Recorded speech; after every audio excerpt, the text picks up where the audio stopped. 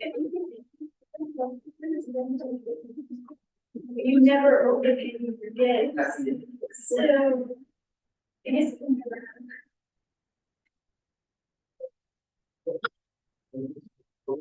or you could be okay. How's that great storage?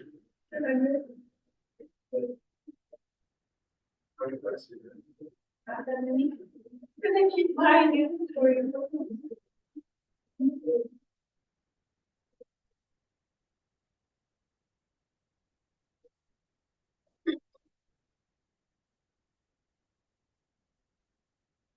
Oh, oh, okay.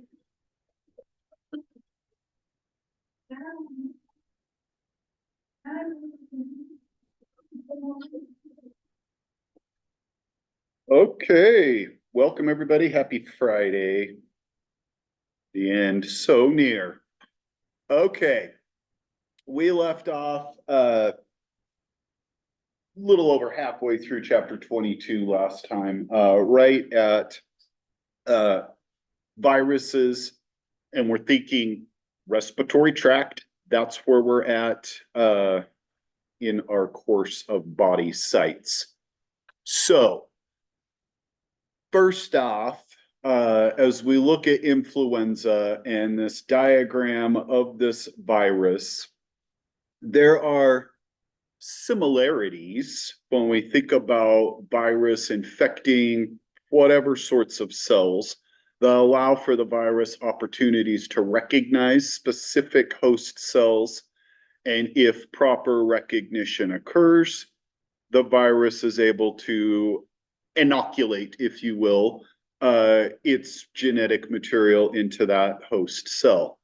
It either pulls the whole virus in, kind of like phagocytosis, as those receptors link up. This would be receptor-mediated endocytosis because we bound to those receptors and get pulled in, or we dock to those cells and then the nuclear material is injected into the cell without it pulling the whole virus inside.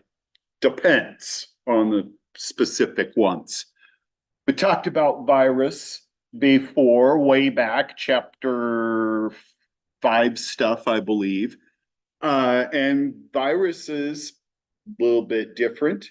When we think about them, RNA virus or DNA virus, they never have both types of nucleic acids. It's one or the other. And the way that that virus is capable of dealing with a host cell depends truly on the type of genetic material, what it's going to do, all right, when it gets in. And various mechanisms to hijack host machinery respectively, dependent upon the type of virus, all right? So that's just a generalized recap of some of that as we progress through and think about them, all right?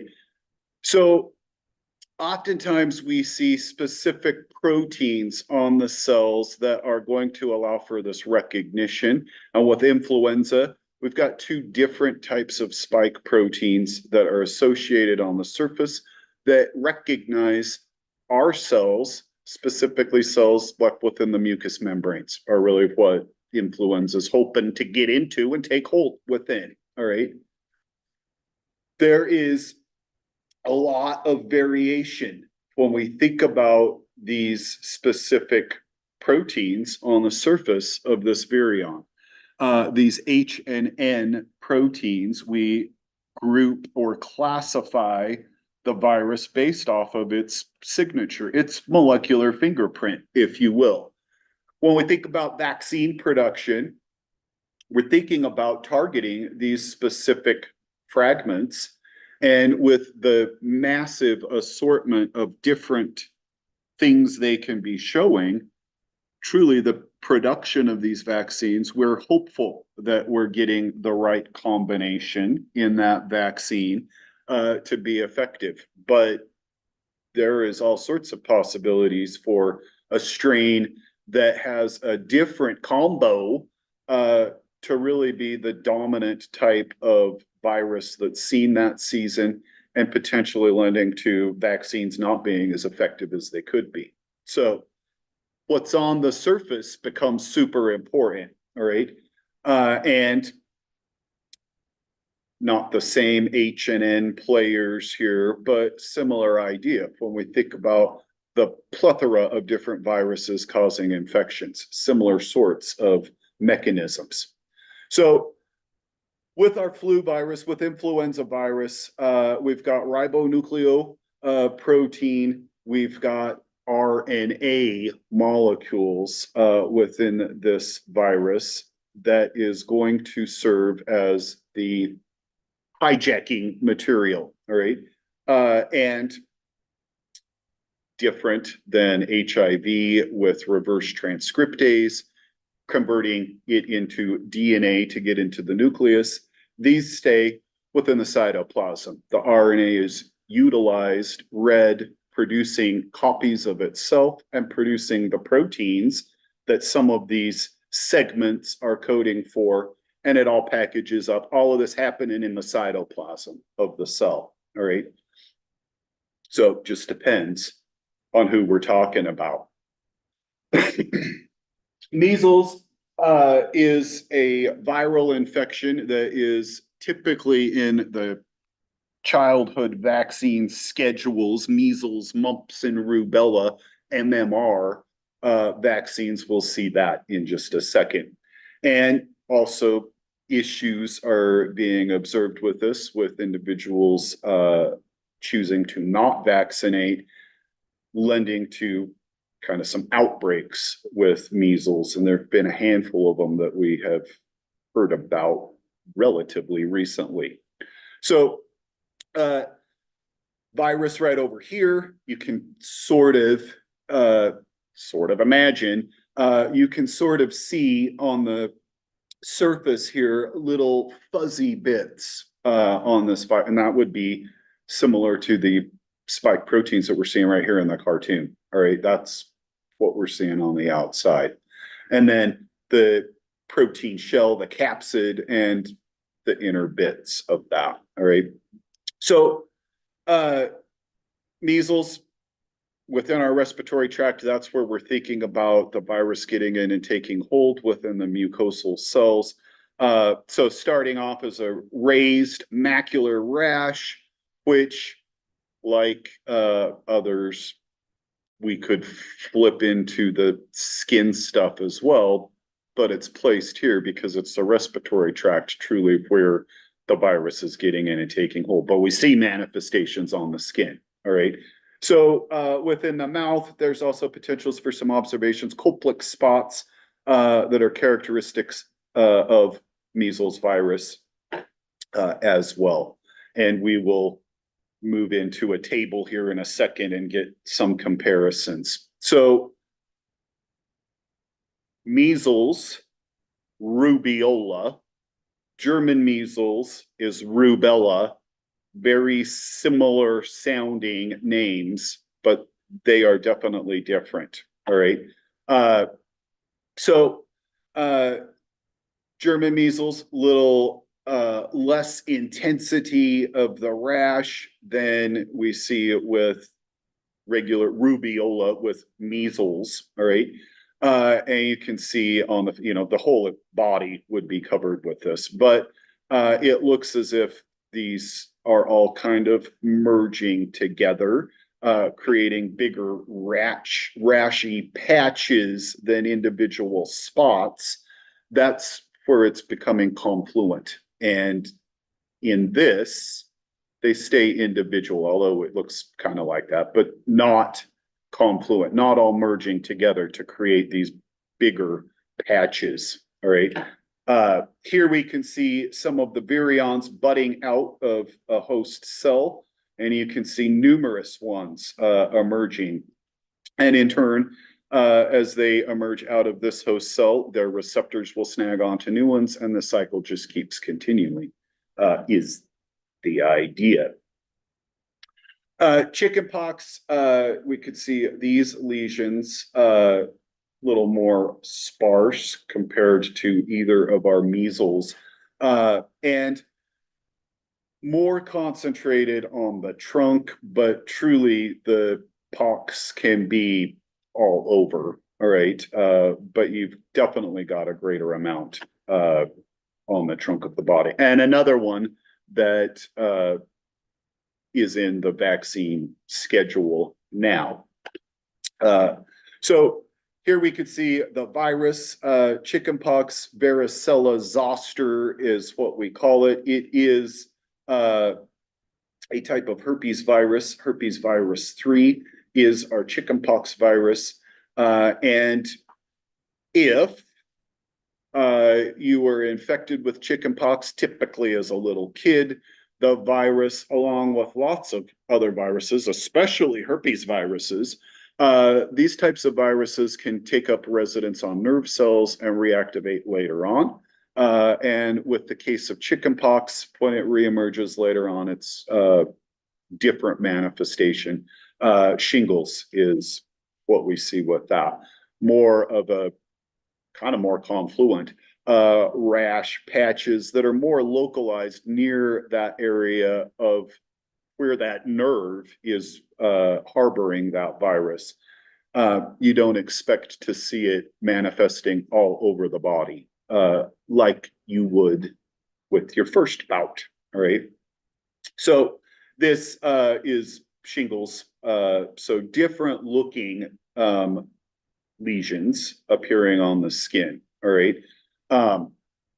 So in these instances, individuals with chickenpox or with shingles have the opportunity to spread that by coming in contact with that, and droplet transmission can also set the stage for that, whether it's visiting grandma and she's got a bout of shingles, or the chickenpox parties that I think I described in here a little bit back. All right. So as I said a second ago, chickenpox is varicella zoster. Herpes 3 is who it is. All right. And super contagious. Contact with aerosols, particles, or droplets from the individual's blisters or respiratory secretions pretty much ensures you're going to get it. In little kids, so chickenpox, fever, chills, and the pustular rash, they burst open and have crusty scabs as they are bursting open. This is where we can see that being infectious as well. In adults, if they contract chickenpox, the symptoms are considerably more severe, potentially life-threatening, and complications maybe lending to pneumonia with that. And this, not talking shingles, that's down lower. This is chickenpox, all right? And before we think vaccination, it was definitely more common to think really as a childhood illness. Basically, everybody got chickenpox, pretty much everybody, while you were little. There were some rarities where you escaped that and made it to adulthood, and then you wind up contracting it, and that's not good news at all. And vaccination has definitely made this something we don't think too much about anymore. All right. So the varicella vaccine has been utilized for a couple decades, I believe. There aren't any vaccines for the common cold because there is a massive amount of types of virus that cause very similar symptoms. And with each of these, there is a lot of variation, just like the spike proteins that we showed on the influenza, all sorts of different proteins on these groups of viruses that gives us variation. So although we contract a cold, we produce some antibodies against it, but you get another cold and feel the same. It's a completely different player, all right? And that is why. And super hard to produce some sort of vaccine against something that has such tremendous variability. There are hopes, but truly hard to try to combat that. So rhinoviruses, adenoviruses, coronaviruses, and there are some others as well, but these are the three main types of virus for common cold, all right? And symptoms, runny nose, congestion, sore throat, all of this seems very characteristic of a cold, right? Sneezing and headache, muscle aches, potential for some other issues, maybe otitis media, pharyngitis or laryngitis. Otitis media may be more common in little kids. Just kind of depends on those circumstances. But it all basically looks the same, all right? So very contagious, contact with respiratory secretions, droplet or aerosols lend to that. And slapping a mask on helps to eliminate some of that for sure, all right? Not 100%, but it minimizes it, all right? I think that's important. Influenza viruses, there's a handful of types A, B, and C. Similar common cold, but worse, all right? Fever and chills, body aches and fatigue. You know this is different, all right, than a regular common cold, but you start off maybe feeling sort of similar right at the start, run down, weak, and it progresses to more serious situations like maybe lending to pneumonia, secondary infections where Streptococcus pneumoniae living in the upper tract potentially can take colonization within the lungs. There have been complications treating children with Tylenol,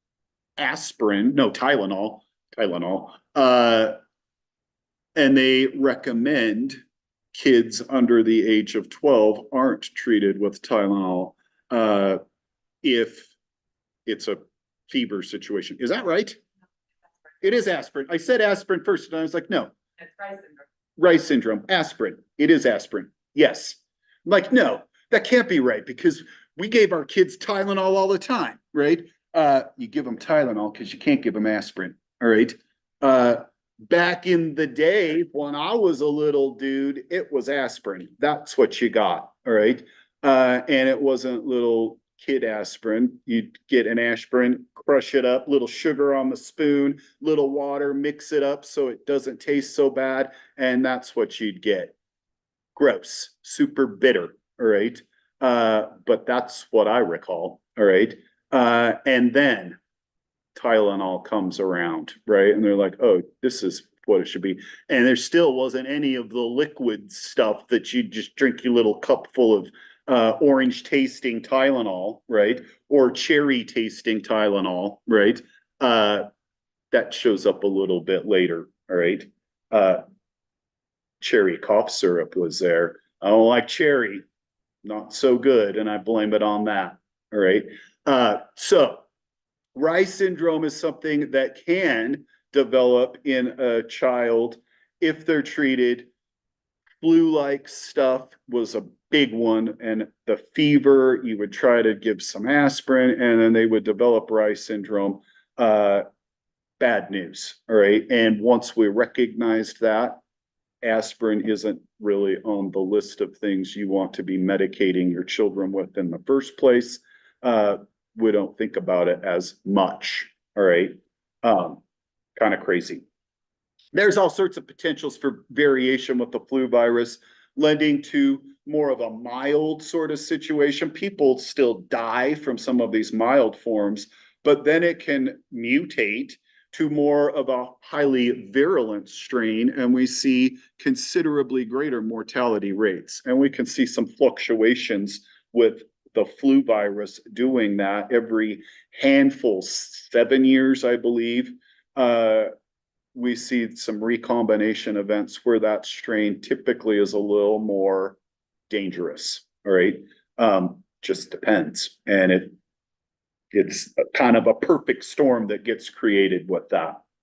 So again, droplet contact aerosols from the infected individuals. And there are also some potentials for some animal reservoirs, sets the stage for all sorts of things.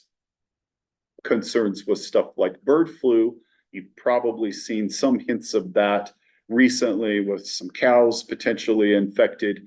That's not a good sign, right? Jumping ship to us lends to some concerns for sure. There are numerous potentials for vaccination. Oftentimes it's tri or quadvalent vaccines, so looking at multiple strains and trying to produce a cocktail vaccine that will be effective against a handful of them, with the hopes, as I mentioned a minute ago, that one of those strains truly is the strain that's going to be showing up. All right. Our measles and our German measles, I mentioned before, the MMR, measles, mumps, and rubella. There are potentials for vaccination with both of these. And some comparisons with these. There are some similarities, but differences as well.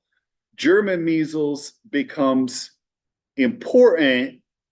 We mentioned, the lesions, maybe not as severe as above, but it becomes more important when we think about the potential for a woman of childbearing age to become infected with this. It's important to ensure that you're up to date with vaccination, because if you do contract German measles, while you are cooking a bun up in the oven, there are lots of potential issues. Cross the placenta, lending to congenital rubella, with possibilities of birth defects, miscarriage, or stillbirth as a result of that. So may not be as serious when we think about just being infected, but if you are pregnant and infected, it definitely is a huge concern. All right. So a little different. Our coronavirus, we've got MERS and we've got SARS down here, and this SARS-CoV, not truly our pandemic one. We should have another one in this table, but it fits right within here. All right. CoV-2, that's our COVID-19. All right. So both, I was on the wrong one. Our MERS and SARS, both of these are coronaviruses, and a coronavirus fits right up above in our common cold. All right. These are more of a virulent, more of a severe form of that coronavirus, kind of like our influenza, where we can see highly lethal, highly contagious strains potentially popping up. All right. So the MERS is a Middle East respiratory syndrome, fever, cough, shortness of breath, potential for fatal infection. Our SARS, fever, headache, body aches, cold-like symptoms, pneumonia, and also potential for fatal occurrence. Numerous similarities as our common cold, but fatality, you typically don't think of these up above being that severe. All right. Just depends. Our shingles, we saw an image right before we moved to this table, a flare up, if you will, of that herpes 3 virus, the varicella, lending to different areas of the body, showing these rash manifestations, and super painful. So I have heard. All right. So, here it says non-transmissible, but I was pretty sure that you could. I don't know what that. Non-transmissible, I said a second ago you could get it. I feel like you can. I will have to do a little digging with that. Viral pneumonia, this boatload of different viruses have the potential to cause viral pneumonia. Adenoviruses, influenza virus, parainfluenza, RSV or respiratory syncytial. That's a super bad one for little kids, and pretty common in daycare sorts of situations to spread real rapidly, and all of them super contagious. So potentially initiating as some mild cold-like symptoms, but maybe lending to some severe pneumonia. And like I said, with the RSV in little dudes, life-threatening. Oh man, I look at the clock and I'm just like, will I make it to the next chapter? Shoot. I could talk about dimorphic fungi all day long. All right. I will not do that to you, but I'd like to. Dimorphic fungi, they have a special place in my heart. These types of fungal organisms were what I did my graduate research with. I find them pretty fascinating. So initially, the first one we want to look at is called coccidioides. Coccidioidomycosis would be the infection. Coccidioides immitis, there is another one, but this is a main player. Coccidioides immitis are species here, and we can see in this fluorescent stain some of the fungus. This would have been from the lungs, I'm assuming, of a host, all right, of a human, likely, all right.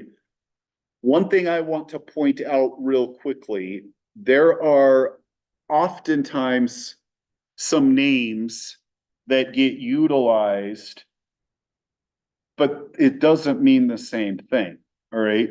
So when you see endospores right over here, the first thing that pops into my mind when I hear an endospore is like our bacillus or clostridium, making these spores inside of their cells that give them protection against all sorts of adverse environments. That's not what these things are. And these things aren't bacteria, all right? These endospores are not the same thing. These are like a fungal spore. It's a reproductive structure, not a structure to protect it in an adverse environment. It's in a super hospitable environment. It's chilling in your lungs, all right? It loves it in there, all right? It doesn't need to try to encapsulate itself to wait till conditions are favorable. It wants to grow and divide, and that's what we're seeing here, all right? So coccidioides and some more we're going to see in a second are dimorphic fungi, so they grow in the environment as a filamentous mold. Those molds release their spores, reproductive structures as well, that are released out into the environment. All sorts of different environmental conditions may stimulate this. And if those spores get inhaled by a mammalian host, those spores will convert into a yeast cell, or in the case of coccidioides, we call it a spherule.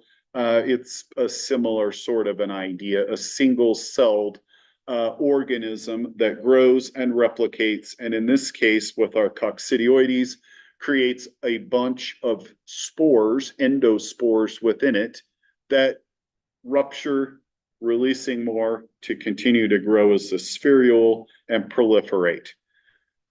We think of pulmonary infection initially, so pneumonia-like symptoms might be recognized, and then the potential for these organisms to disseminate from the lungs to other tissues might ultimately be that person's first instance that they've got something going on. They might not even recognize any of the pulmonary stuff really as an issue, all right? And it's not until they see these skin lesions or other manifestations starting to develop where they truly recognize the illness, all right? So here we've got an individual with disseminated coccidioides, and it looks to me kind of like you're molding from the inside out, all right? Except this isn't filamentous fungi that we're seeing. They are the spherules.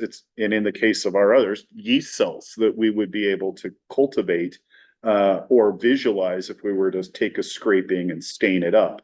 You could see this, all right?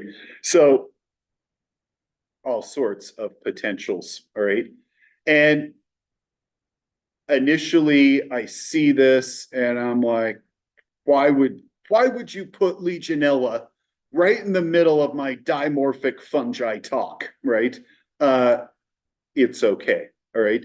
Our amoebas are slapped into this category because we're truly looking at some eukaryotic stuff, all right? Fungi and protists, but I still feel like Legionella ought to be popped over here a couple of slides down the road, all right? It is a little out of place. And I could have moved that myself, but I didn't, all right? Legionella is a bacterium, but Legionella can live inside of some amoeba, all right? And that's what we're looking at right here. Legionella likes aquatic environments, the amoeba like aquatic environments, and Legionella can also get into the amoeba, giving it a leg up to survive in some potentially maybe starting to shift, becoming more adverse environment, can live in those amoeba, all right? So that's why it's there, all right? Back to the fungus. This is the one that I did my research with. Blastomyces causes blastomycosis. And we can see cutaneous blastomycosis on the hand of this individual as it's disseminated throughout the body. So similar idea, filamentous fungi releasing the spores, and once inhaled, this is what you would see in the lungs of the host.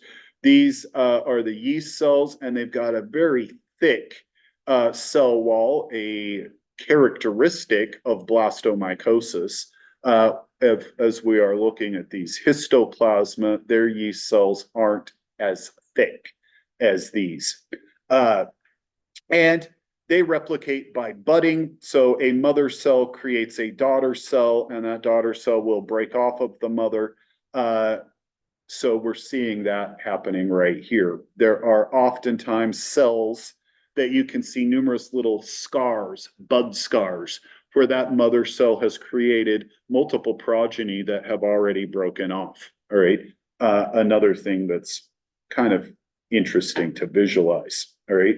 So with the dimorphic fungi, it's important to truly verify who we're dealing with by cultivating them at room temperature and body temperature to see the respective filamentous fungi and the yeast cells being generated to truly verify this is who we're looking at. All right.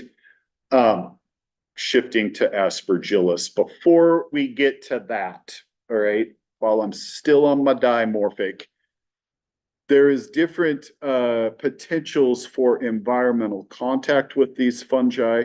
Coccidioides, we typically think about in more arid environments. So more desert-like habitat is where this fungus likes to grow. Dust can carry these spores pretty long distances. So if you get a big windstorm blowing up some dust that carries these spores, the potential for it to move from areas where it's maybe growing in the soil to areas where it's not sets the stage for issues. This coccidioides is oftentimes called valley fever. It's called that for the San Joaquin Valley, where this fungus is endemic. And every late spring, I believe it is, there are some winds blowing in. They call it the Santa Ana winds. That blow through there, they stir up the dust, and shortly after that, people potentially start exhibiting some pulmonary issues. Relatively common, all right? There are also situations that we have recognized, or maybe I should say the Canadians have recognized. There are lots of people around here, you see license plates from Alberta all of the time, right? And you see them, pretty common to see them in the fall, heading south, and in the late spring, heading north. These are the snowbirds, right? And they go to some of the southern states to winter where it's nice and warm. And then they head back to Canada for the summer where it's nice and mild, right? Kind of a nice situation, all right? In these parts of Canada, this fungus is not on the radar at all. At least it wasn't, all right? You don't think about it being there, but individuals traveling to areas where it is common, and now we think of a boatload of retired people that are going to spend their days in these areas of Southern California or wherever, golfing, likely, outside, potentially breathing in these things. They truck back up to Canada, and a couple of months later, they start developing issues. All right. Now it's on the radar because coccidioidomycosis is a common infection that snowbirds bring back with them to Canada. Awesome. Blastomycosis and histoplasmosis aren't seen in areas like that. They like a little more of a moist sort of habitat. They're found, blastomycosis is found east of the Mississippi River for the most part, although we are seeing a little bit of emergence westward. East of the Mississippi, more common. Around river drainages, also more common. All of these really pretty difficult to try to isolate from the environment, but you can occasionally. All right. Histoplasma likes also the same sort of habitat as blastomyces, same sort of region, eastern region of the United States, common for both. It is more associated with higher nitrogen content. So areas where there is a lot of bird or bat guano sets the stage for that fungus to have a pretty good habitat, and so a greater likelihood of infection if you are coming in contact with some of that. Just depends. All right. Enough of the dimorphics. So we showed with the skin infection, the secondary aspergillosis, and it could, I mentioned, be a potential direct inoculation, a primary cutaneous lesion, but the secondary one results initially from a pulmonary infection that disseminates to other areas. This is different than our dimorphic fungi. This is a monomorphic mold. It's only a mold, all right? So the mold spores are released, they get inhaled into the lungs, they germinate and start growing as a mold, a filamentous mold, and then it can potentially disseminate. So in the lung, it can generate a fungus ball, makes me think of a cat with a hairball, but this you probably don't want to have. So a bunch of the mycelia, a bunch of the hyphae all collecting together, creating this big mass or fungal ball within the lungs. And aspergilloma is what we call that within the lungs as a result of the aspergillus. Pneumocystis is a type of yeast cell. Pneumocystis jereveckii is the name of this fungus. This is one that has pretty recently had a name change. When I first learned pneumocystis, it was Pneumocystis carinii, and switched the name up. I assume Jerebecki was probably the professor, and carinii, Karen? I don't know. I don't know who it was. Somebody pissed somebody else off, and he's like, I'm taking the name back, right? I don't know what really happened, but it has had a name change, right? Grounds for a new edition of a textbook. That's all it takes, right? So these yeast cells, we can see here staining up nice and dark with some toluidine dye, along with some of our own pulmonary tissue within here. Pneumocystis is an opportunistic type of fungus. It's something that, you know, many of us may come in contact with, and if we've got a competent immune response, you don't see anything. If you've got a weakened immune response, then it sets the stage for issues. Pneumocystis is a very common pulmonary infection that is seen in individuals that have progressed from HIV to AIDS. And as their immune response is completely depleted, all sorts of things start to pop up. Things that should typically be held in check no longer are. And pneumocystis in some instances is a big red flag. Something's up, all right? If you haven't been diagnosed as having HIV and you show up with pneumocystis, they're going to do an HIV test, all right?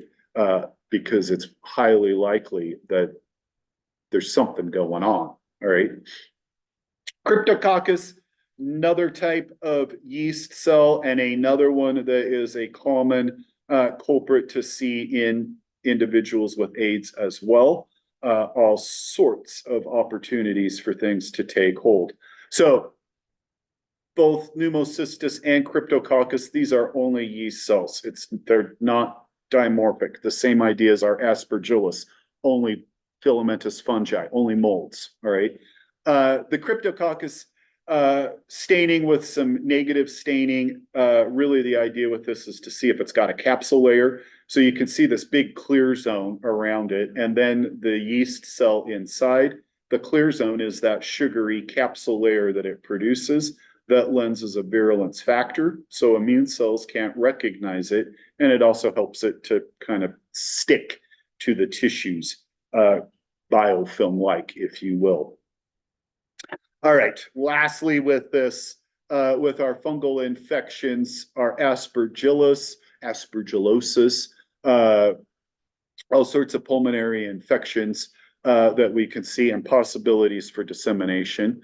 Blastomycosis, again, pulmonary stuff, fever, chills, cough, and headache. There are lots of individuals like, occupational hazards where you may get exposed. Agricultural workers may be more susceptible with any of these dimorphic fungi. If you're out working in the soil, possibilities for this may be common. And lots of times, these infections may be a little more kind of self-limited, if you will, where the immune response is competent enough to not let it get past these initial first stages and never disseminate. But in other opportunities, the dissemination happens. So that is true with all of those, all right? Mucormycosis, I'm going to skip over a couple of these. The mucormycosis, this is one that I really find kind of terrifying. Rhizopus, Arizius, other Rhizopus species, and mucor are all potential culprits for mucormycosis.